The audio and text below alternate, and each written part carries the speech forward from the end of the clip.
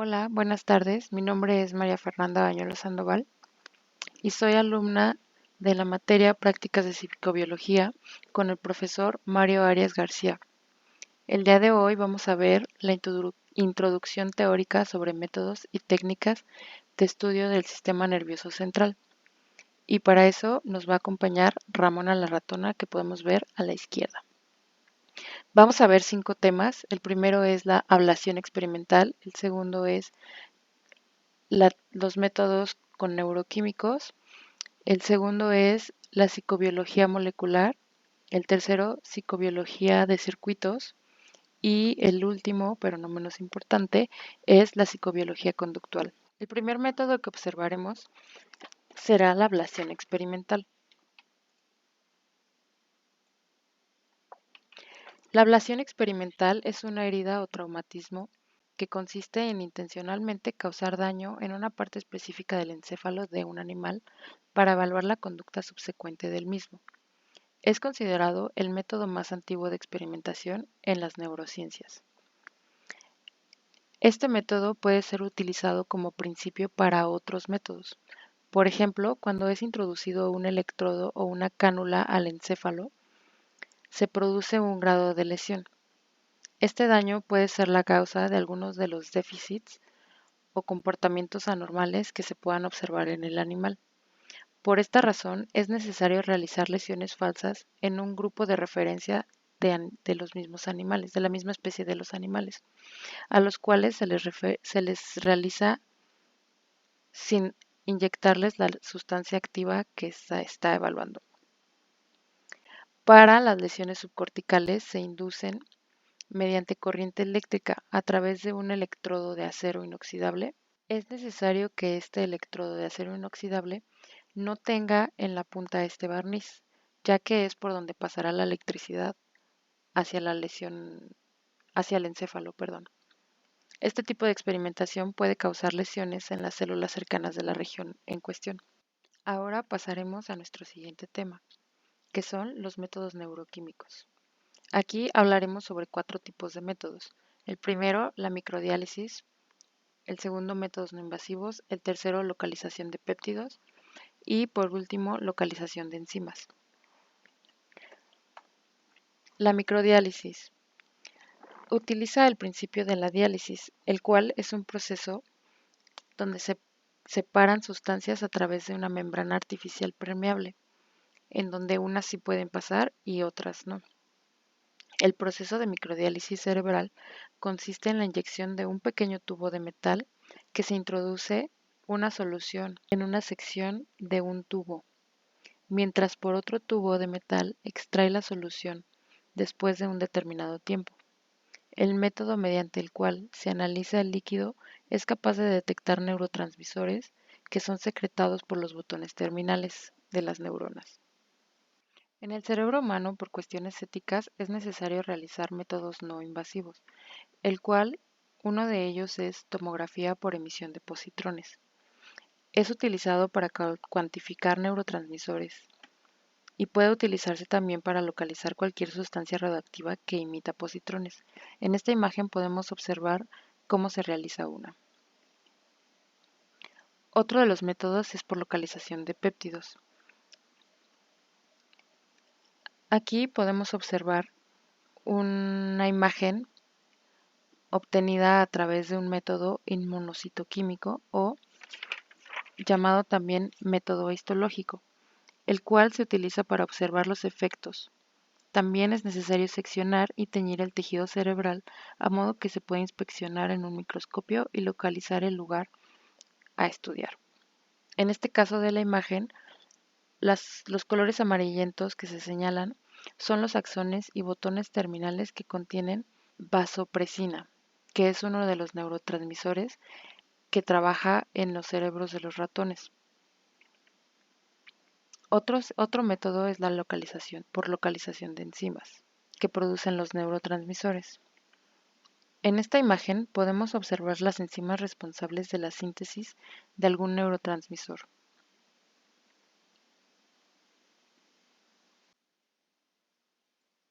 Ahora analizaremos la psicobiología molecular. Dentro de ella se realizan experimentos para observar la influencia que pueden tener ciertos genes específicos en el sistema, también las moléculas de señalización y la morfología celular en el sistema nervioso central. Primeramente, los genes que influencian. Uno de ellos son los nucleótidos, los cuales están relacionados con ciertas enfermedades neuronales, provocando deterioro paulatino del estado neuronal. La codificación también de ciertos factores de transcripción que regulan la expresión de genes específicos. Los investigadores ahora son capaces de identificar el DNA objetivo de estos factores, lo cual permite una visión más completa del programa genético que nos ayuda a pensar. Estudiar cómo las moléculas regulan el comportamiento neuronal a través de la maquinaria molecular que regula el movimiento de iones a través de las membranas celulares en las neuronas. Este descubrimiento proporciona analgésicos como la lidocaína que bloquea canales específicos, deteniendo la transmisión de las señales de dolor al cerebro. La morfología. La plasticidad neuronal se adapta como respuesta al estímulo experimentado. Algunos experimentos se concentran en los cambios morfológicos dependientes de la experiencia que ocurren en los árboles dendríticos, las cuales hacen sinapsis con estructuras dinámicas llamadas espinas dendríticas, las cuales podemos observar en la imagen de abajo. Otros investigadores estudian la distribución de receptores de neurotransmisores en las membranas sinápticas, potenciando el fenómeno conocido como potenciación a largo plazo o LTP. Métodos para el análisis genético. El primero son los microarrays, los cuales pueden analizar grandes cantidades de genes al mismo tiempo. Es una tabla que contiene varias ondas de una hebra de ADN, y al extraer material genético de una neurona y localizarlo en este aparato, se puede visualizar con exactitud las secuencias que están en el aparato. Aquí podemos ver la imagen de la izquierda, que es una representación de este microarray. El PCR en tiempo real es un equipo que puede medir la cantidad de RNAM transcriptores, la cual es utilizada para detectar los niveles de expresión de genes individuales. Por último, la tecnología transgénica. Es capaz de producir animales con parte de sus genomas eliminados. Estos animales son conocidos como knockouts. Y también se pueden estudiar animales con genes modificados que se introducen en su código genético, conocidos como animales transgénicos. Métodos in vitro. Es el estudio de tejido fuera del animal mediante secciones o en células disociadas que se cultivan in vitro. Tiene la ventaja de manipular la señalización neuronal mediante transfección. Podemos decir que este puede ser un método histológico. Los avances en tecnología de imagen también pueden ayudar a estudiar la plasticidad neuronal. Se utilizan microscopios de 2 fotones para observar los tejidos vivos a gran detalle. Esta visualización puede ser utilizada antes y después de un experimento, permitiendo observar los cambios detenidamente a niveles neuronales en los experimentos. El microscopio de fluorescencia es utilizado para la combinación en la inmunohistoquímica. Algunas aplicaciones. Aplicar los microarrays a un grupo pequeño de neuronas. Con esto los investigadores tienen la capacidad de analizar las diferencias en la expresión de varios genes en subtipos de neuronas específicos. También se puede aplicar para un mejor entendimiento de la respuesta del sistema nervioso a una lesión. La tecnología visual ayuda a observar los receptores de neurotransmisores que son transportados hacia las membranas celulares. La psicobiología de circuitos. Los métodos de marcado solamente son capaces de localizar los circuitos que realizan las funciones cerebrales para obtener como resultado un comportamiento. Es importante mencionar que no explican la función cerebral que tiene cada circuito. Analizaremos 4 tipos de métodos. El primero, método de marcado anterógrado, método de marcado retrógrado, método de marcado transneuronal y la optogenética. El primero, método de marcado anterógrado, para localizar axones eferentes con la ayuda de lecitesinas, ya que éstas se unen a moléculas y pueden realizar trazas vías neuronales. Por ejemplo, el PHAL puede ser localizado mediante un método de inmunocitoquímico o histológico, el cual utiliza las reacciones inmunitarias biológicas, específicamente la producción de anticuerpos para proteger al organismo de antígenos. Cuando los antígenos presentes en la superficie del microorganismo invasor hace contacto con los anticuerpos, se genera una reacción de leucocitos sobre el antígeno. 2 días posteriores a la inyección de PHAL, el animal es sacrificado y su encéfalo seccionado. Las secciones del encéfalo son sumergidas en moléculas de anticuerpo que las tiñe cuando localizan su antígeno, localizando así los axones eferentes en el organismo. Podemos decir que este método es un método histológico. Método de marcado retrógrado. Se puede trabajar con la inyección en la estructura cerebral que se quiera estudiar la sustancia denominada como oro fluorado. Los botones terminales de las neuronas las absorben y la transportan al soma celular.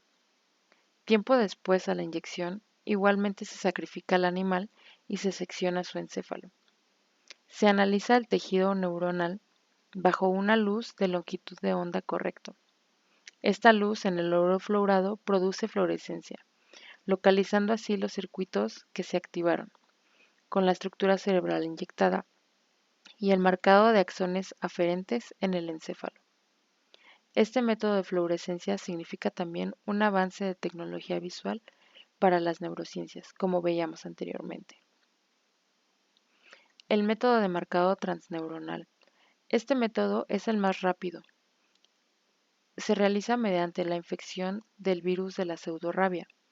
El virus es inyectado en la estructura cerebral que será analizada, identificado por las neuronas y son infectadas, contagiando a cualquier neurona con la que tenga conexión sináptica, la primera, sin distinguir si tiene una dirección aferente o eferente.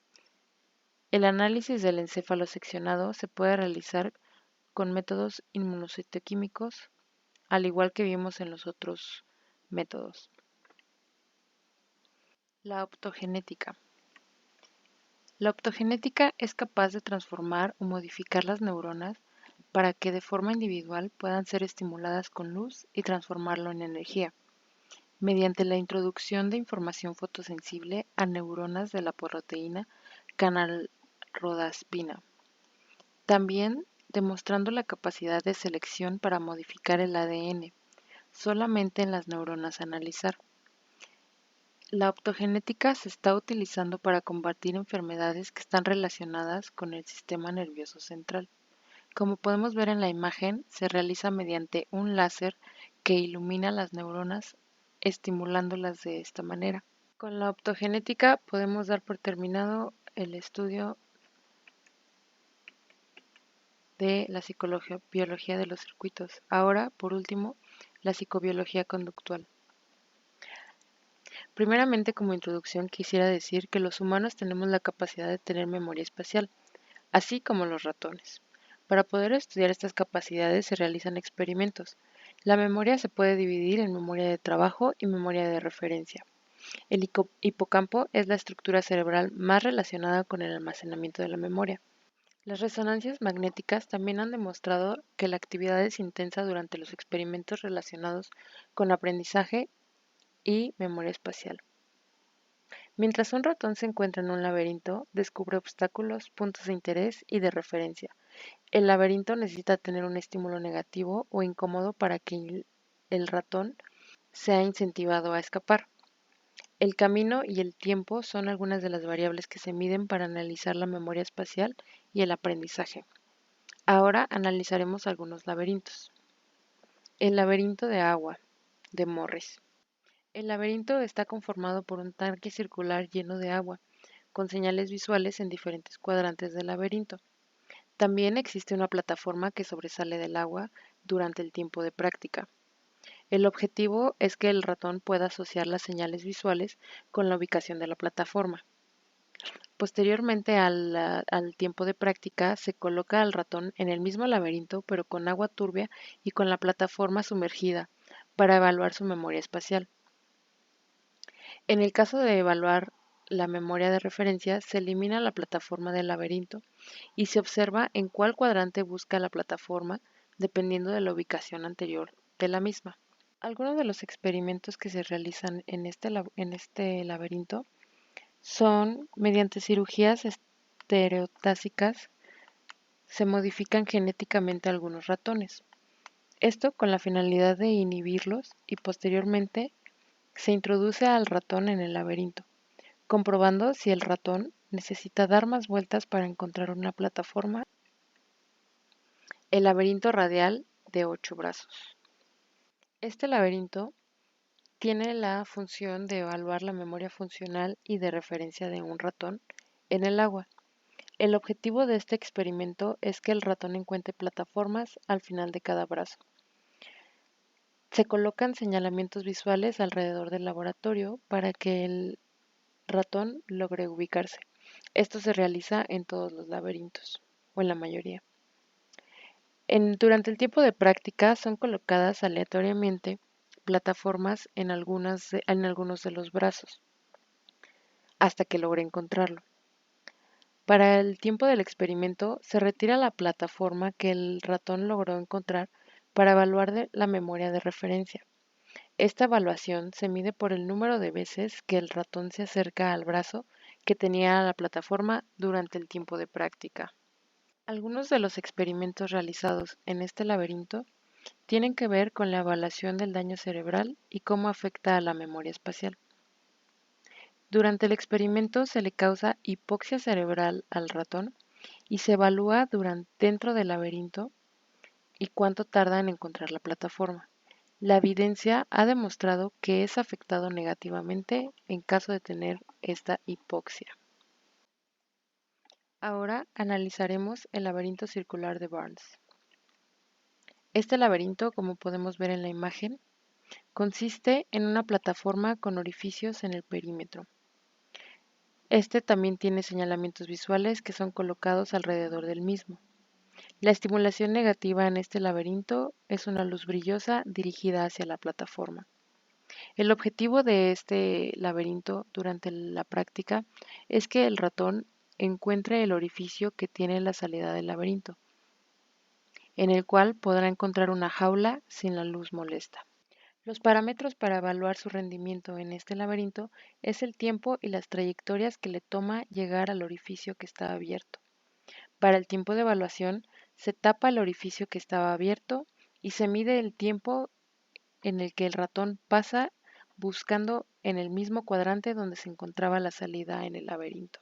Algunos de los experimentos realizados en este laberinto tienen que ver con la farmacología, para verificar cuáles son los efectos que pueden traer en el desempeño del ratón. Ahora que hemos analizado los laberintos, analizaremos el condicionamiento del miedo.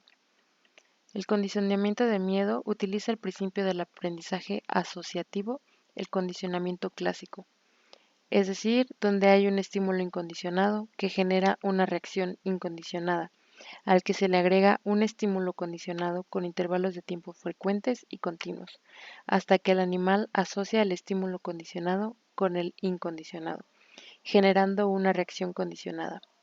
La reacción condicionada tiene efectos fisiológicos en el animal u organismo que puede ser un humano. Este condicionamiento se puede utilizar para analizar el neuromecanismo del aprendizaje y la memoria. Se utiliza con una resonancia magnética funcional para observar las estructuras cerebrales que se activan durante el proceso de condicionamiento del miedo. Se puede realizar con una magnetoencefalografía. Aquí se puede verificar que el hipocampo es una de las estructuras cerebrales que más tienen que ver con el aprendizaje. También sirve para investigar el miedo a la extinción, apoyándose de la realidad virtual. Se somete a un paciente humano a observar serpientes como estímulo incondicionado y darle toques eléctricos como estímulo condicionado. Posterior a la asociación, se estudia la reacción del paciente al ver serpientes en realidad virtual sin darle toques eléctricos. Los resultados reflejan que el miedo a la extinción era mayor en participantes que se les había modificado el ambiente en la realidad virtual. También se puede utilizar para el mejoramiento de prótesis. La corteza auditiva de los ratones puede ser estimulada eléctricamente para simular un tono o melodía. Se mide también su frecuencia cardíaca, la cual indicó que lograban percibir la melodía sin escuchar ningún tono real. Ahora podemos estudiar las pruebas de coordinación y equilibrio. Aquí estudiaremos 4 cosas: el sistema vestibular, el rotarod, la viga de balance y las aplicaciones. Los señalamientos visuales y el sentido de la propiocepción son algunas de las señales sensoriales que definen el equilibrio. Los receptores involucrados en el equilibrio son los propioceptores localizados en músculos y articulaciones, los cuales comparten información sobre el estado físico hacia el sistema nervioso central. El sistema vestibular complementa información necesaria para el sentido propioceptivo. El sistema vestibular se encuentra en nuestros oídos. Está compuesto por 3 ductos semicirculares conectados entre sí por una ampolla. El conjunto de estos ductos son conocidos como canales. Dentro de ellos hay un fluido llamado endolinfa. Entre la conexión de cada uno de los canales y la ampolla hay una estructura llamada cúpula, la cual contiene células ciliadas que producen cilios. Cuando el cuerpo está en movimiento, el fluido endolinfa se mueve a la par, provocando señales que tienen como objetivo el núcleo vestibular, localizado en el tallo cerebral. El tallo cerebral recibe información de los ojos y de las articulaciones para ordenarlas y jerarquizarlas. Una vez ordenadas, viajan al cerebelo, donde el sentido de propiocepción y visual son coordinadas. Analizaremos el rotarod. Es uno de los equipos que se utilizan para los experimentos de ratas y está compuesto por 3 elementos: el rodillo, los carriles para poder examinar varios roedores al mismo tiempo, la plataforma de aterrizaje para que cuando los animales caigan no se lastimen. Algunos de los rotarod más equipados pueden detectarlas en sus plataformas cuando el ratón cae y medir el tiempo por sí solos. Al igual que en los laberintos, los ratones necesitan un tiempo de práctica antes de ponerles una variable a estudiar. Este tiempo de práctica finaliza hasta que el número de caídas de los ratones son constantes. Una vez que el número de caídas es constante, se puede realizar algún tratamiento con medicamentos al ratón, alguna cirugía, para ver los cambios. Simplemente hay que someter al ratón al equipo del rotarod y calcular el tiempo en el que cae del rodillo y observar las diferencias. La viga de balance. Hay diferentes tipos de vigas de balance, las cuales utilizan sensores de movimiento para medir el tiempo en el que el ratón cruza la viga. Al igual que el rotarod, el ratón necesita un tiempo para acoplarse al ejercicio. Este momento se considera hasta que el tiempo que tarda de cruzar de un lado a otro es constante. Algunas de las aplicaciones que podemos ver de estos experimentos son el análisis de daño del sistema vestibular relacionado con la edad. Este se realiza en la viga. Los investigadores someten a los ratones a un rotador durante 20 segundos e inmediatamente después los ponen a caminar sobre la viga, resultando negativamente para los ratones de mayor edad. También se realiza para el análisis de la distrofia muscular. Se utilizan ratones knockout modificados contra ratones naturales. Estas investigaciones demuestran que los resultados entre ambos grupos no son muy diferentes. Otro de los experimentos es para el análisis de la enfermedad de Parkinson.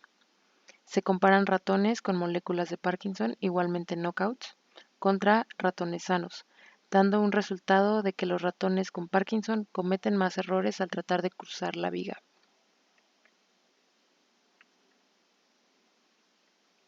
Bueno, y con esto damos por terminada la introducción teórica sobre métodos y técnicas de estudio del sistema nervioso central. Les doy las gracias y sobre todo muchas gracias a Ramona la ratona por acompañarnos. Hasta luego.